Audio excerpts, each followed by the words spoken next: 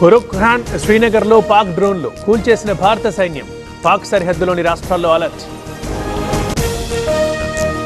కాల్పుల విరమణని పాకిస్తాన్ ఉల్లంఘించింది. ఇది సరికాదన్న భారత విదేశాంగ శాఖ. ఆర్మీ సరైన సమాధానమిస్తుందని స్పష్టీకరణ.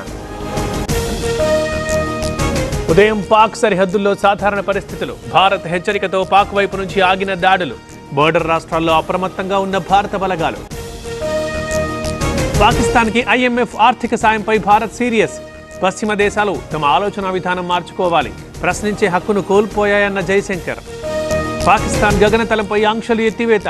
అన్ని ఎయిర్పోర్టుల్లో విమానాలకు అనుమతి. కాల్పుల విరమణతో భారత్ నిర్ణయం.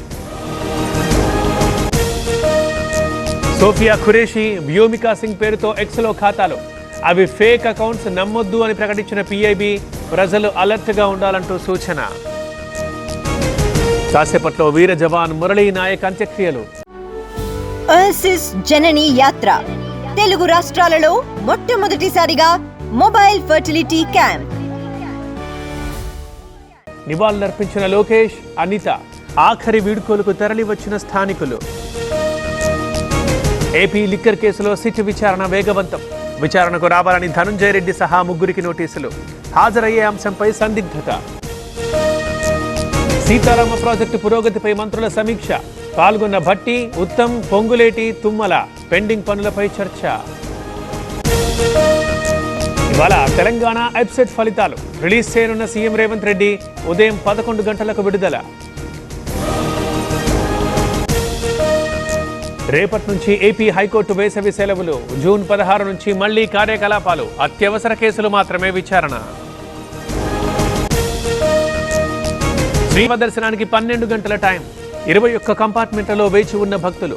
నిన్న శ్రీవారిని దర్శించుకున్న 85,078 మంది భక్తులు. శంషాబాద్ ఎయిర్పోర్టు పరిధిలో డ్రోన్లపై నిషేధం. జూన్ 9 వరకు అమలు. ప్రయాణికుల సెక్యూరిటీ దృష్ట్యా నిర్ణయమన్న సిపి. రేషన్ బియ్యం బస్తాల్లో ఊకా. కాకినాడ జిల్లా రాజపూడిలో గుర్తించిన అధికారులు తప్పుని అంగీకరించడంతో రేషన్ షాప్ సీజ్. కర్రెగుట్టల్లో కొనసాగుతున్న ఆపరేషన్ కగార్. ఛత్తీస్గఢ్ వైపు కూంబింగ్. గోప్యత పాటిస్తున్న పోలీసులు. ఏపీలో మరో 120 కస్తూర్బాలలో ఇంటర్ విద్య. ఈ విద్యా సంవత్సరం నుంచే అమలు. కొత్తగా అందుబాటులోకి వచ్చిన 9,600 సీట్లు. ఏపీలో నేడు 68 మండలాల్లో వడగాలుల ప్రభావం. 43 డిగ్రీల ఉష్ణోగ్రతలు నమోదయ్యే అవకాశం. వాతావరణ శాఖ హెచ్చరికలు. నేటి నుంచి మోదకుండమ్మ అమ్మవారి జాతర 3 రోజుల పాటు నిర్వహణ. ఇవాళ శతకం పట్టులో కొలువుదీరనున్న అమ్మవారు. బంగ్లాదేశ్ టెస్ట్లకు గుడ్ బై చెప్పే యోచనలో విరాట్ కోహ్లీ. ఇప్పటికే BCCIకి ఇన్ఫర్మేషన్. ఇంగ్లాండ్ సిరీస్ వరకు అందుబాటులో ఉండాలన్న BCCI.